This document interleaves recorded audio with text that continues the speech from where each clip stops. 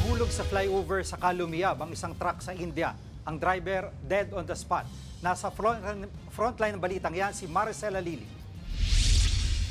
Sa kuha ng CCTV, biglang nagtakbuhan ang mga tao. Isa kasing tanker truck ang nahulog mula sa flyover sa northern India. Sandaling nabalot ng alikabokang lugar hanggang sa nagliyab ang truck. Nawasak din ang sasakyan. Kita rin ang kumalat na langis sa kalsada. Dead on the spot ang driver. Base sa investigasyon, nawala ng kontrol ang driver kaya ito na aksidente. Sa India pa rin, nabulabog ang mga batang yan nang biglang sumalpok ang isang van sa kanilang bahay. Nawasak ang pader.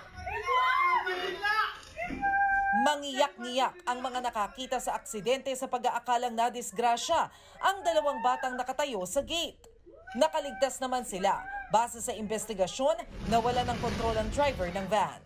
Nagbabalita mula sa frontline, Maricel Halili, News 5. Mga kapatid, Jiggy Manikad po, iba na ang may alam at may pakialam sa panahon ngayon. Para sa konkreto, kumpleto at komprehensibong balitaan sa Frontline, mag-follow at mag-subscribe sa social media pages ng News 5.